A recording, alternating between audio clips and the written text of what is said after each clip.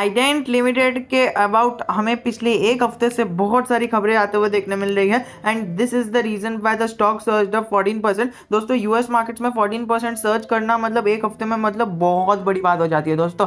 14% Trident limited ने हमें खाली 5 दिन के अंदर अचीव करते हुए देखने मिला है और वो भी इतना फंडामेंटली स्टेबल स्टॉक है। 14,000 करोड़ का मार्केट कैप है और हमें ये एक आश्चर्य नहीं होना चाहिए कि अगले 10 साल में 14,000 करोड़ का मार्केट कैप वाला स्टॉक 1,40,000 करोड़ तक पहुंच जाए और आपको 250 रुपए के टारगेट्स आराम से दिखाते हुए देखने मिलेगा। और दोस्तों ये तो मैं टारगेट्स नहीं दे रहा, मैं बस आपको बता रहा हूँ कि हमें इस तरह से चौंकना नहीं है क्योंकि ये इस तरह की ग्रोथ बता रहा है। इसके पीयर्स पता है, आलोक इंडस्ट्रीज इसका पीयर है, फिर उसका दूसरा पीयर वेल्सपुन इंडिया है जो दूसरी सेक्टर में करता है काम। आलोक इंडस्ट्रीज दूसरा सेक्टर है, वेल्सपुन इंडिया पाइप्स बनाता है। सेकेंडली अगर हम दूसरा सेक्टर देखें तो उसके कई सारे सेक्टर्स के पीयर्स है। अभी वो ग्लास के इंडस्ट्री में है, यान के इंडस्ट्री में है एंड पेपर के इंडस्ट्री में है, आईटीसी के साथ टक्कर है, मतलब जनरली पीयर के साथ नहीं बट इन जनरल टक्कर है एंड बहुत सारे इसके मार्केट में मतलब पीयर्स है। सो दोस्तों बहुत सारे सेगमेंट में काम करता है। अभी हमें ESOPs लॉट होते हुए देखने मिले 14 लाख के अराउंड। फिर बाद में हमें देखने मिला कि इसने हमारे शेयर होल्डर्स के लिए बहुत सारे डिस्काउंट्स दिए। अब दोस्तों देखो दिवाली का फायदा होगा, नवरात्रि का फायदा होगा और सेकेंडली हमें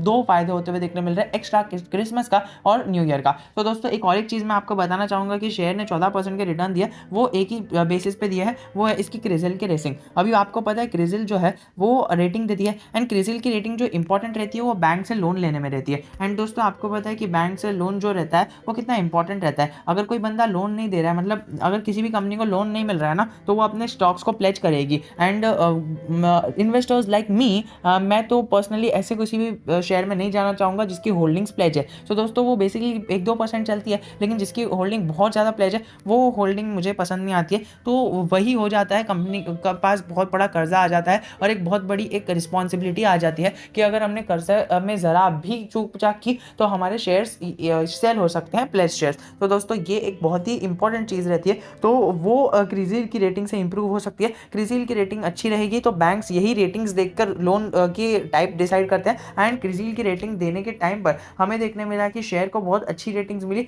एंड रेटिंग्स क्या AA- से AA पॉजिटिव में चले गई है, जो एक बहुत ही अच्छी क्रिजिल की रेटिंग मानी जाती है। तो दोस्तों ट्राइडेंट लिमिटेड को इसी का फायदा हुआ और 5% एक दिन में सर्ज हो गया। दोस्तों यूएस मार्केट्स में साल में ना यहाँ पर 15 से 20% के रिटर्न्स के लिए लोग तड़पते हैं एंड इंडिया के अंदर आपको पता है ये तो 5 दिन का कमाल है दोस्तों। कई सारे शेयर तो एक ही दिन में 20% उछल जाते हैं। तो दोस्तों ये भी एक बहुत ही ज़्यादा इंपॉर्टेंट बात होती है हमें देखने के लिए। अब ये नीचे लिखा है ये क्रिजिल क्या करता है, WPP, एंड आई नो कि मैं ये रीड करूंगा, वीडियो की लेंथ बढ़ेगी, बट आई डोंट वांट कि आपके लिए वीडियो की लेंथ बढ़े एंड वीडियो की लेंथ बढ़ने के बाद आपका टाइम वेस्ट हो। सो दोस्तों आगे बढ़ते हैं एंड आगे बढ़ने के बाद मनी कंट्रोल की साइड पर देखते हैं। एक और एक अपडेट आई है वो हम देख लेंगे। दोस्तों मैं आपको एक टेक्निकल बताना चाहूँगा, जो आपने ध्यान दिया होगा सो वो एक बहुत ही इंपॉर्टेंट बात हो जाएगी आपके लिए, बट अगर नहीं दिया होगा सो ये वीडियो को आपने सही जगह पर क्लिक किया है। क्योंकि अगर आप देखो तो इसकी जो वॉल्यूम बन रही है, मैं वॉल्यूम बेस्ड काम के ऊपर बात करने वाला हूँ। सो वॉल्यूम बेस्ड काम जो है इसकी एक महीने के अंदर 4 करोड़ की बन रही है। मतलब पिछले एक महीने से जो जनरल वॉल्यूम बन रही थी वो 4 करोड़ की बन रही थी, मतलब 4 करोड़ लोग इसको बाइंग कर रहे थे।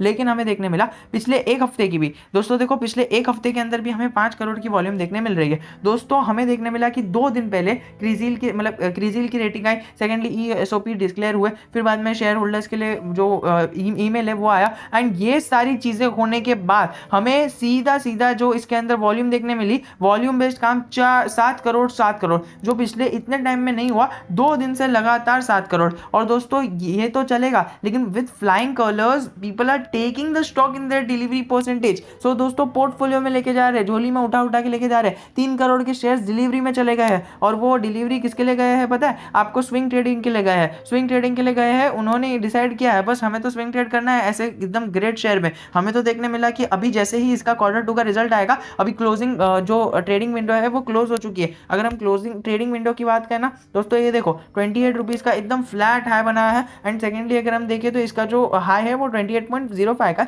चलिए वो तो चलता है, लेकिन ASM लिस्ट में भी देखने नहीं मिल रहा है दोस्तों। ASM लिस्ट में देखने नहीं मिल रहा है, PE इतना लो है, तो फिर और क्या चाहिए हमें। मैं कोई बाइंग रिकमेंडेशन नहीं दे रहा हूँ, लेकिन फिर भी एक इन जनरल आपको बात कर रहा हूँ। हाँ एक चीज़ है कि इसके अंदर हमें आने वाले टाइम हमें स्प्लिट नहीं देखने मिलेगा, बट हम अभी बात करने वाले हैं एकदम इंपॉर्टेंट स्टॉक के न्यूज़ के बारे में। सो दोस्तों लगातार 4 न्यूज़ आई है, तो वो चारों न्यूज़ को तो कवर नहीं करेंगे एक एक करके ओपन करके। सो दोस्तों ये एनालिस्ट की मीट हुई थी, कल ही हमने डिस्कस किया था, फिर ट्रेडिंग विंडो भी कल ही बंद हो गई थी, वो भी हमने डिस्कस किया था। अब दोस्तों देखो ये जो कल चीज़ हुई है वो रेगुलेशन क्रेडिट रेटिंग के रिलेटेड हुई है, तो वो भी हमने अभी डिस्कस कर लिया। एंड जो लास्ट है वो न्यूज़ पब्लिकेशन है, तो न्यूज़पेपर पब्लिकेशन के अंदर उन्होंने क्या बताया है कि वो जो न्यूज़पेपर पब्लिकेशन है उन्होंने ये अपना जो न्यूज़पेपर पब्लिकेशन है वो ट्राइडेंट लिमिटेड के बारे में उन्होंने जो बताया कि क्लोजिंग विंडो हो चुकी है, तो उन्होंने बताया BSE को और NSE को कि हमने है ना हिंदुस्तान टाइम्स और पंजाब नेशनल टाइम्स को बता दिया है, ये सारे न्यूज़पेपर्स को बता दिया है और उसमें छपवा दिया है। सो दोस्तों ये एक मामूली सी बात रहती है, वो उसको हम मतलब इतना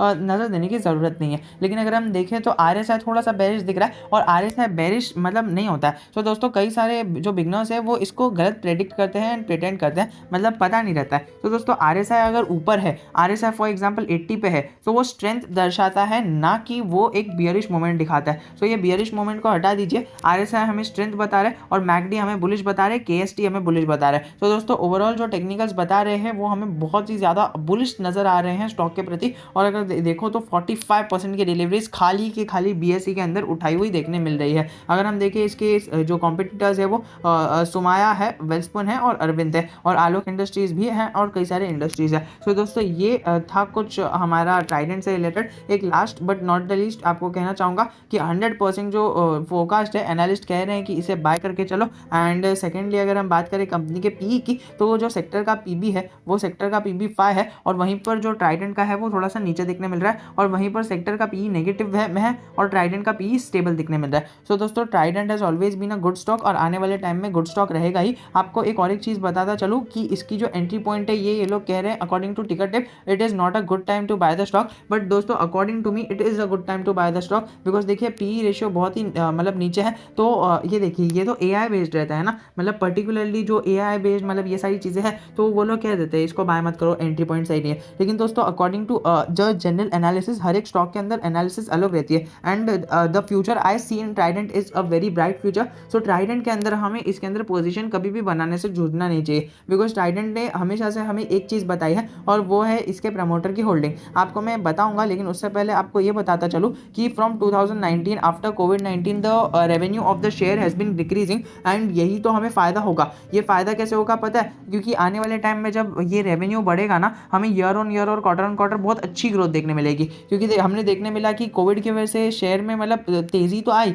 लेकिन कोविड की वजह से जो इसके रिजल्ट्स है वो नीचे आने चालू हो गए। तो दोस्तों यही तो इंपॉर्टेंट है आने वाले टाइम में, जब आने वाले क्वार्टर 2 के, क्वार्टर 3 के जो रिजल्ट्स आएंगे, क्वार्टर 2 के, 3 के और 4 के, तो इसके रिजल्ट्स के अंदर दिखेगा कि year on year, quarter on quarter बहुत ही ज़्यादा बड़ा इंक्रीमेंट देखने मिल रहा है। और वो इंक्रीमेंट क्यों देखने मिल रहा है? क्योंकि पिछली बार तो कोविड था, बट लोग क्या देखेंगे? बस इंक्रीमेंट देखने मिल रहा है। तो दोस्तों ये ड्राइव करेगा स्टॉक को ऊपर लेने के लिए। हमें ये सारे ट्रिगर्स फाइंड करने हैं, एंड देन जब हम ये सारे ट्रिगर्स फाइंड कर लेंगे, हम इससे मोटा पैसा बना सकते हैं। तो दोस्तों एक ही चीज़ कहना चाहूँगा, since 2018 the stock has been consolidating, but now हमें देखने मिला कि फ्रॉम 2018 प्रमोटर्स अपनी होल्डिंग बढ़ाए जा रहे हैं। जो पब्लिक के पास 35% की होल्डिंग हुआ करती थी एक ज़माने में, वहीं हमें 25% की होल्डिंग पर पब्लिक को लाके खड़ा कर दिया है। बड़े बड़े इन्वेस्टर्स इसके अंदर पैसा डाल रहे हैं, इंक्लूडिंग द प्रमोटर। 73% की, if I am not wrong, से प्रमोटर्स की होल्डिंग हो चुकी है। एंड आपको ये भी चौंकने की जरूरत नहीं कि ट्राइडेंट ने आगे अपनी और होल्डिंग बढ़ा दी। तो मुझे तो लगता है promoters maximum utilise of the resources करेंगे, 73% से 75% अपनी होल्डिंग जरूर कर देंगे। सो ये भी मैं I am looking forward for this a trigger point in the near future. So दोस्तों ये भी एक ट्रिगर पॉइंट हो सकता है। तो आपको ये सारे ट्रिगर पॉइंट्स आप सर्च करोगे तो एक बहुत ही इंपॉर्टेंट सिनेरियो बन जाएगा, and you will love that. So आशा करता हूँ आपको वीडियो पसंद आया होगा। If you have any doubt relating anything, I am always just a comment away from you. ये अभी अपने 30 रुपीज़ के लेवल को टच करेगा, एंड वो भी शॉर्ट टर्म में 20% का टारगेट है, मतलब 30 के लेवल्स को आराम से टच करेगा। दोस्तों शॉर्ट टर्म में, ये मैं नहीं कह रहा, ये बड़े बड़े रेटिंग एजेंसीज कहने वाले हैं आने वाले टाइम में। सो दोस्तों ये है, अभी मोतीलाल ओसवाल ने रीसेंट टारगेट दिया था, वो भी हमें अचीव होता हुआ देखने मिला है। एंड यही को देखकर मैं फोकस कर रहा हूँ कि आने वाले टाइम में जो बड़े बड़े म्यूचुअल एजेंसीज है वो लोग इसका हाई टारगेट जरूर के जरूर सेट करेंगे। ज़्यादा हाई नहीं, चलिए अभी स्टॉक चल रहा है 28 पे, तो स्टॉक का जो प्राइस है वो 30 डाल दिया। एंड जनरली दोस्तों देखो, मुझे तो इसमें अच्छी खासी अपसाइड दिख रही है, विच इज़ अराउंड 50 रुपीज़। सो दोस्तों आपको कौन सी टारगेट प्राइस दिख रही है और कितने टाइम फ्रेम के लिए दिख रही है वो मुझे कमेंट सेक्शन में जरूर बताना विदाउट एनी फॉरगेटिंग। सो दोस्तों आज के लिए इतना ही। If you have any doubt relating anything I am always just a comment away from you. जय हिंद, जय भारत।